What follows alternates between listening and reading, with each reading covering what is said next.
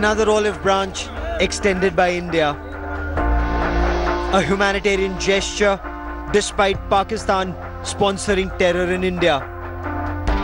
A 3-month-old toddler from Pakistan, Rohan Kanwal Siddique, specially given a medical visa for treatment in India. The case personally monitored by External Affairs Minister Sushma Swaraj. Despite Pakistan's recent actions along the line of control, India has shown human life is paramount.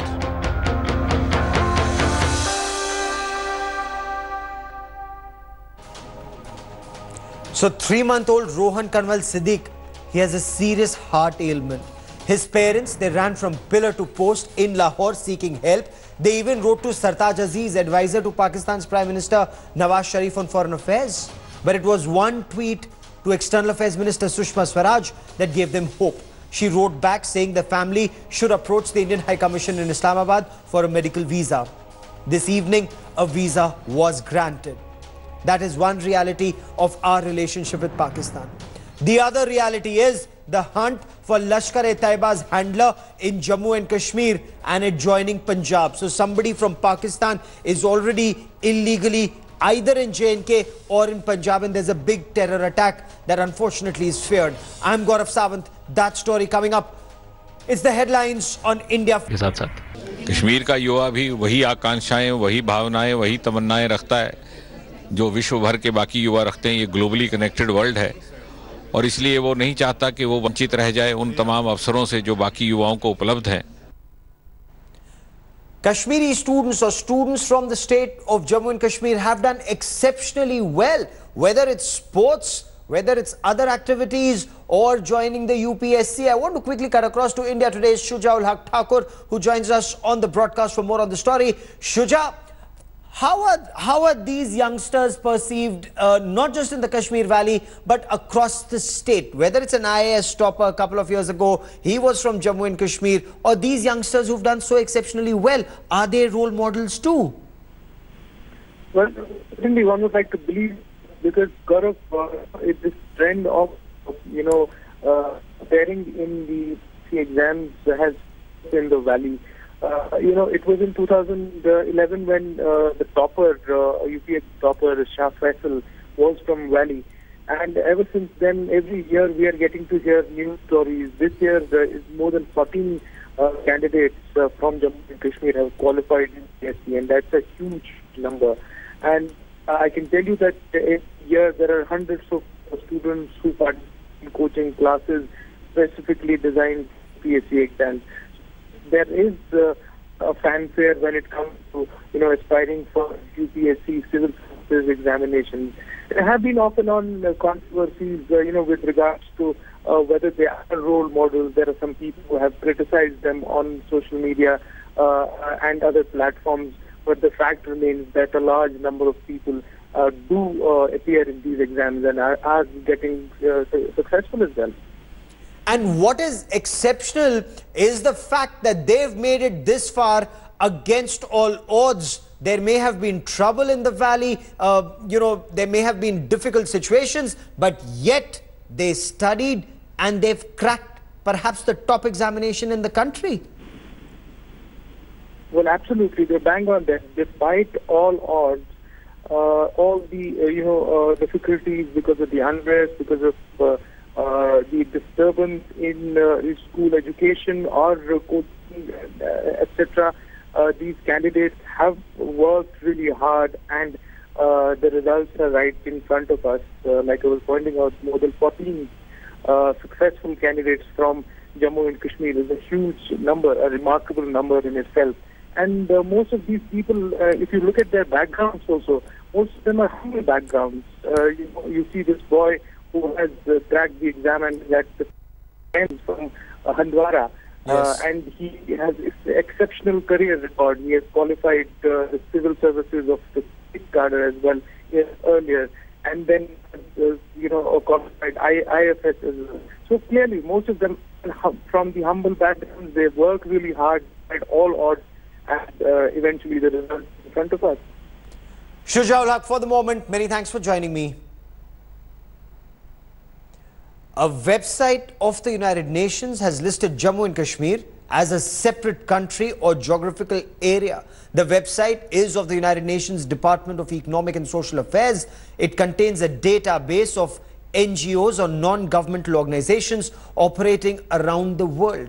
Now, in this database, if you want to search for NGOs, Jammu and Kashmir is unfortunately listed in the category of a separate country or geographical area. The list also includes occupied Golan Heights. And shifting focus to Pakistan, turmoil in Pakistan clearly on display today, even as the president was addressing people, was addressing Parliament. He saw massive protests in Parliament. Pakistan's President Mamnoon Hussain was delivering an address to the Parliament when sloganeering started. Sloganeering against him and Pakistan's Prime Minister Nawaz Sharif. The President was to speak on Kashmir. He did blame India for the unrest in Kashmir and in the region. Let's listen in to what happened. दिल की तंगी से बचा लिए गए वही फलाह पाने वाले हैं।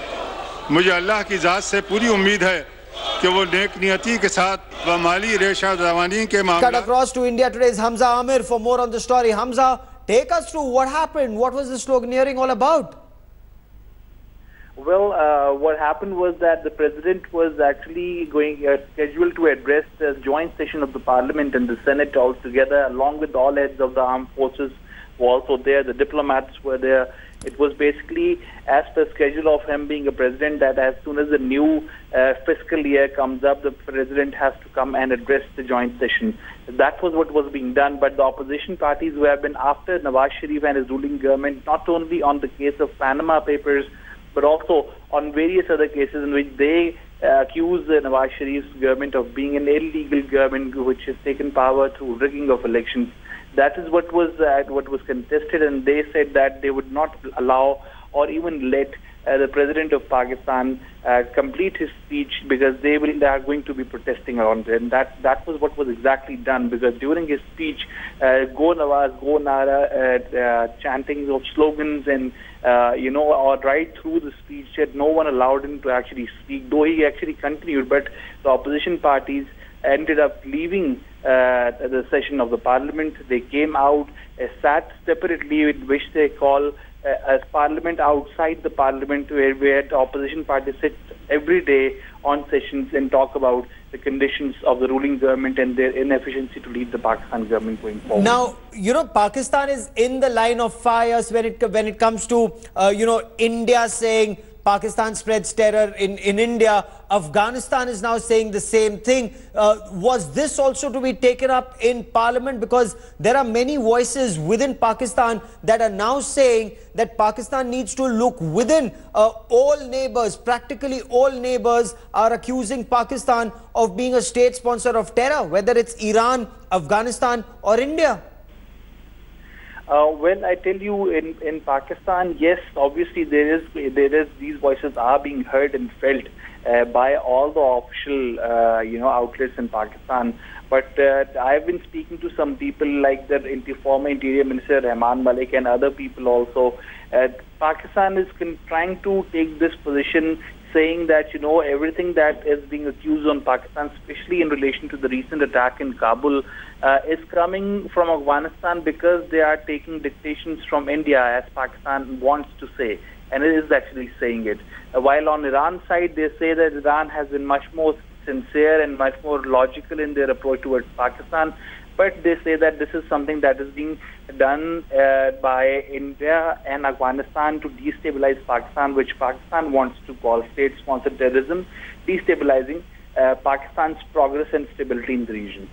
Okay, clearly Pakistan needs to look within to find out why is it that every neighbor is hitting out at Pakistan-sponsored terror. For the moment, Hamza Amir, many thanks for joining me. Now, let's talk about three images that will haunt our people and should haunt our government. Three gut-wrenching stories from three different parts of our country. The first image is from Muzaffarpur in Bihar. The second is from Koraput in Odisha.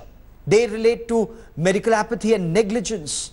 In Bihar, a woman's body was taken to a mortuary in a dustbin. In Odisha, a woman's family had to carry her body in a makeshift, carry her on a makeshift cot because there was no ambulance available. We'll also show you images that will haunt you. An image that comes from Karnataka. This wheelbarrow is not taking out garbage. It's carrying a woman's body to the mortuary of the hospital. The body was of an elderly woman who died 2 days after being admitted to the Sri Krishna Medical College in Bihar's Muzaffarpur. तो इसको काफ़ी गंभीरता से लिया जाएगा। जांच प्रतिवेदन आते ही तुरंत उस पर कार्रवाई करने के लिए विभाग को भी हम लोग अनुशंसित करेंगे और जो इसमें दोषी होगा उसको कार्रवाई करने के लिए हम लोग उसको लिखेंगे। प्रशासकीय लापरवाही नहीं कि ठेले पे अगर भेजा जाता है तो उस पर क्या कार्रवाई होनी चाहिए? ऐसा नहीं होना चाहिए। हमारे पास मॉर्चरी वाहन अवेलेबल है। हम ऐसी परिस्थिति होगी तो हम अवेलेबल करवाएंगे उसको मॉर्चरी वाहन। This should not have happened. We have sought a report. The hospital's assurances have little meaning. The woman apparently was left unattended for 2 days as she lay gasping for breath.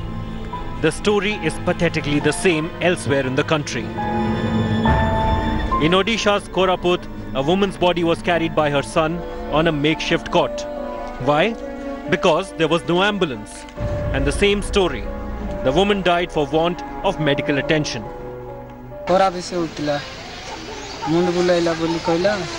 कांद्रे बुई आनला बेले कुती doctor मन के नथिले जागी जागी 2 घंटा पर गला तापरे अम्मा मरी। These heart-wrenching images must make us feel ashamed.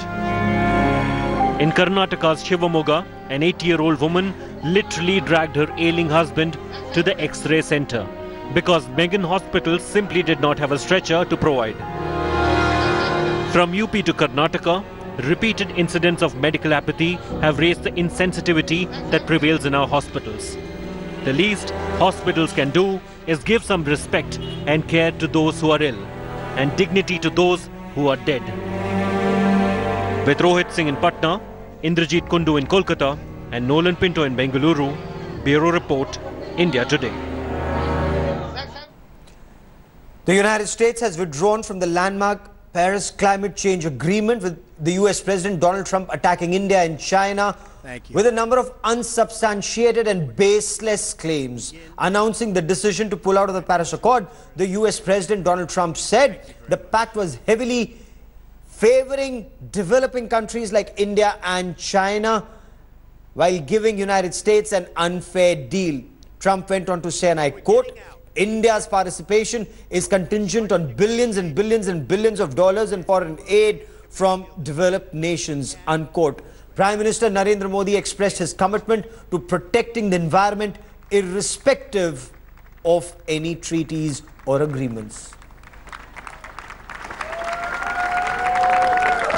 In order to fulfill my solemn duty to protect America and its citizens, the United States will withdraw from the Paris